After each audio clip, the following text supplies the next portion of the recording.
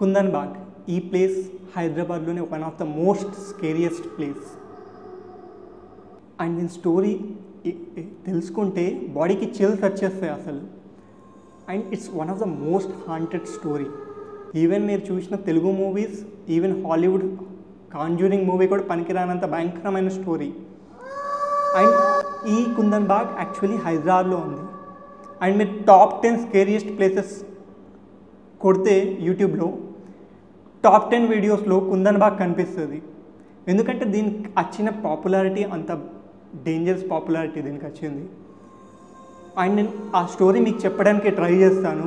And మీరు చూసుకుంటే ఇండియాలో చాలా రేర్ కేసెస్లో హారర్కి సంబంధించిన ఎన్కౌంటర్స్ పోలీస్ రిపోర్ట్లో ఫిల్ అవుతాయి.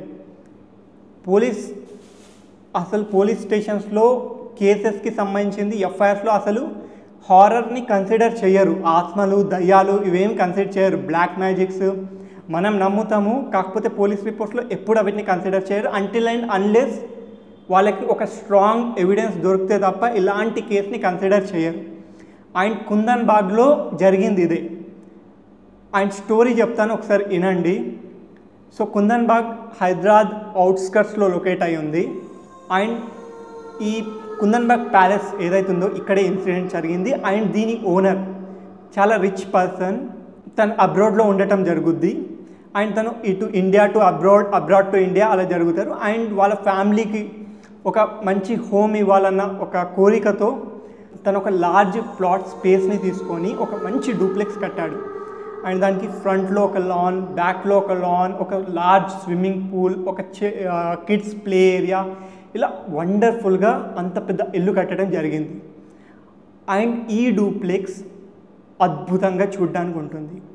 కానీ ఎప్పుడైతే వీళ్ళ హస్బెండ్ వీళ్ళ వైఫ్తో చిన్న చిన్న డిస్టర్బెన్సెస్, చిన్న చిన్న గొడవలతో కొన్ని నెలల పాటు ఇండియాను వదిలేసి అబ్రాడ్కి వెళ్ళటం జరిగింది.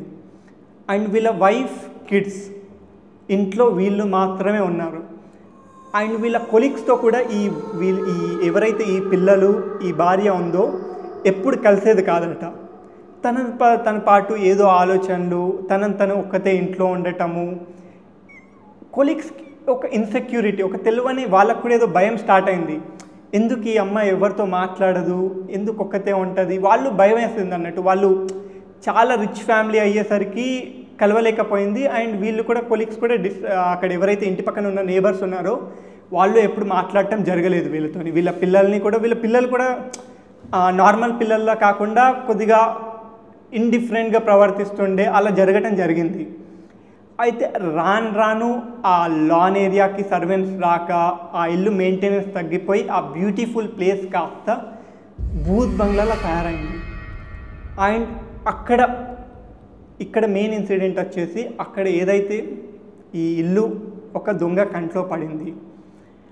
అండ్ ఆ దొంగ అబ్జర్వ్ చేశాడు ఇంట్లో ఎవరు లేరేమో, కాకపోతే ఏదో బంగారమో డబ్బులు ఏదో ఒకటి దొరుకుద్దని ఒకరోజు నైట్ డిసైడ్ అయిపోయి గోడ దుంకి ఈ కుందన్ బాగ్ ప్లేస్కి వెళ్ళాడు. అండ్ ఇంటికి లాక్ తీయకముందే పగలగొట్టాల్సిన అవసరం కూడా లేదు, డోర్ ఓపెన్ చేయగానే లోపలికి వెళ్ళిపోయాడు. అండ్ వెళ్ళగానే తనకు అర్థమైపోయింది ఇంట్లో ఎవ్వరూ లేరని. వెళ్ళి కిచెన్లోకి వెళ్ళి కొన్ని మంచినీళ్ళు తాగారు. అండ్ తనకు తెలియని ఒక స్ట్రేంజ్ ఫీలింగ్, ఎక్కడో షాడో టైప్, విండోస్ పక్కన ఏదో కదులుతున్నట్టు, ఎవరో తనను చూస్తున్నట్టు. అండ్ తన బాడీకి కూడా చిల్స్ వచ్చేసి కొద్దిగా నరాలు గుంజినట్టు, అలా ఏదో డిఫరెంట్ ఫీలింగ్. అండ్ తనకు అర్థమైంది ఇంట్లో ఏదో తేడా జరుగుతుంది, ఎందుకు వచ్చిన గోలా అని ఇమ్మీడియట్గా బెడ్రూమ్కి వెళ్ళిపోయి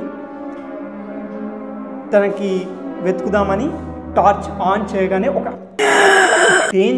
డేంజరస్ సినిమా స్టోరీలు కూడా ఇక్కడ పనికిరావు, అంత డేంజరస్ సీన్.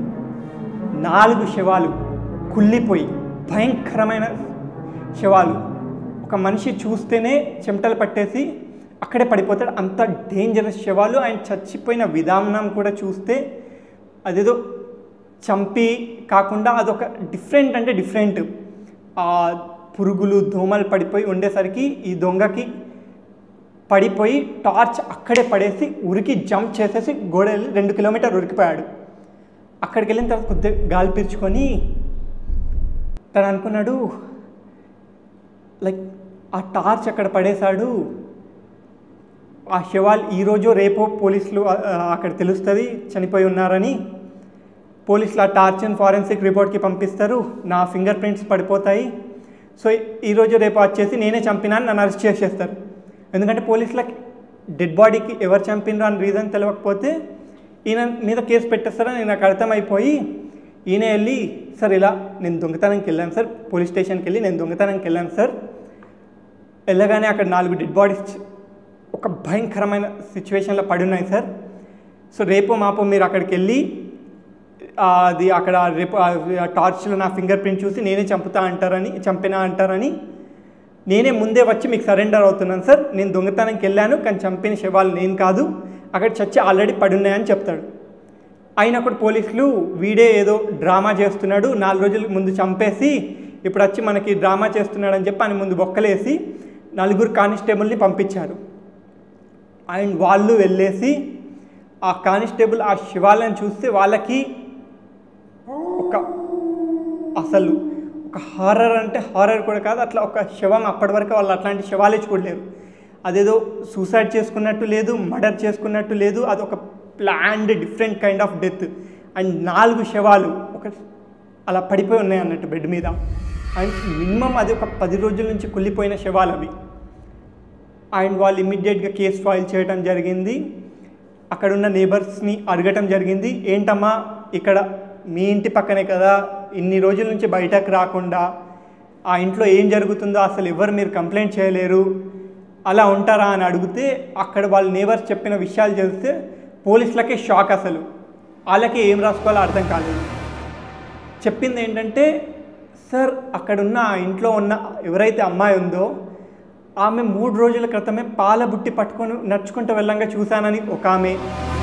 ఇంకో అతను, సార్ వాళ్ళ పిల్లలు సార్ అక్కడ డూప్లెక్స్ పైన ఎప్పుడు వాళ్ళు అలాగే ఇలా ఎప్పుడు చూస్తూ ఉంటారు సార్, అదేదో బాటిల్ పట్టుకొని, అసలు వాళ్ళు చనిపోవటం ఏంటి సార్ అంటే పోలీసులు కన్ఫ్యూజ్ అయిపోయి ఈ ఫొటోస్ ఏవైతే వాళ్ళ పిల్లల ఫొటోస్ ఆ భార్య ఫొటోస్ ఉందో చూయిస్తే ఒక్కరు కారు, 2 కారు, 3 కాదు, 20 రిపోర్ట్స్ ఇప్పటి కూడా పోలీస్ స్టేషన్లో దీని మీద కుందన్ బాగ్ కేసుకి సంబంధించిన 20 రిపోర్ట్స్లో నేబర్స్ చెప్పింది ఏంటి అంటే ఆ పిల్లల్ని భార్యని చచ్చిపోయింది 10 రోజుల క్రితం అయితే 2-3 రోజుల క్రితం వరకు వాళ్ళని చూసామని. అలాంటి మల్టిపుల్ కేసెస్ చూస్తే పోలీసులకు అర్థం కాలేదు అసలు ఏం రాసుకోవాలి ఇలా అని. అండ్ వెంటనే ఫారెన్సిక్కి పంపిస్తే తెలిసింది కూడా ఏంటి అంటే శవం చచ్చి 14 రోజులు అయిపోయింది. అండ్ చంపింది దొంగ కాదు, ఒక సూసైడ్ అని. అండ్ ఆ సూసైడ్ కూడా నార్మల్ సూసైడ్ అయితే కాదు. ఇంకా పోలీసులు దాని మీద కేసు ఇంట్రాగేషన్ తెలిస్తే జరిగింది ఏంటంటే వాళ్ళ భార్య ఒక కైండ్ ఆఫ్ బ్లాక్ మ్యాజిక్ గాను లేదా అది ఏమైనా అనొచ్చు. సో వచ్చిన రిపోర్ట్స్ ప్రకారం అయితే తను ఒక అవుటర్ సోర్స్కి ఇన్ఫ్లుయెన్స్ అయిపోయి తనని తానే ఒక డిఫరెంట్గా ప్రవర్తించటము, వాళ్ళ పిల్లల్ని ఈ పిల్లలు కూడా ఏ నేబర్ పిల్లలతో కలవటం కానీ మంచిగా మాట్లాడటం కానీ అలాంటిది ఏం కాదు. వీళ్ళది ఎప్పుడు వీళ్ళే డిఫరెంట్గా ఉండటము, ఒక స్ట్రేంజ్ ఇంట్లో శబ్దాలు, అలా టీవీ సౌండ్ వచ్చేది కాదు, లైట్లు వేసుకోకపోతుండే. సో ఇలాంటి డిఫరెంట్ స్టోరీ వినేసి అక్కడ ఖచ్చితంగా ఏదో ఉంది, ఇదేదో జరిగింది. అండ్ ఈ స్టోరీస్ అన్నింటినీ రిపోర్ట్స్లో పెట్టారు. ఇప్పటికి కూడా కేసు ఏమైంది అన్నది ఎవరికి తెలియదు. అండ్ ఈ ఇన్సిడెంట్ తర్వాత ప్రెస్, పోలీస్, పబ్లిక్ మొత్తం ఫేమస్ అయ్యేసరికి ఒక 2 డేస్ తర్వాత ఒక నార్మల్ యూత్ కిడ్స్ అక్కడ పార్టీ చేసుకుందాం వస్తే వాళ్ళకి సేమ్ ఇలాంటి ఒక మిస్టీరియస్ క్రియేచర్స్ కానీ ఎవరో కదులుతున్నట్టని, ఆత్మన, దయ్యమా, మనిషా, అది ఏంటన్నది తెలియదు, అలా మల్టిపుల్ కేసెస్లో ఇలా జరిగింది. అప్పటి నుంచి ఇప్పటి వరకు కుందన్ బాగ్ 7 తర్వాత gates close. Even today Kundan బాగ్కి నైట్ 7 తర్వాత వెళ్ళాలంటే మీకు పర్మిషన్ లేదు, పోలీసులు గేట్స్ పెట్టేశారు. అండ్ ఇప్పటి వరకు జరిగిన మల్టిపుల్ కేసెస్లో కూడా అక్కడ వెళ్ళిన ప్రతిసారి 7 తర్వాత ఏదో డిఫరెంట్ సౌండ్ లేదా ఎవరో అమ్మాయి కదిలినట్టు లేదా నవ్వినట్టు లేదా బైక్ ఆగినట్టు ఏదో ఒక ఇన్సిడెంట్ జరుగుతూనే ఉంది.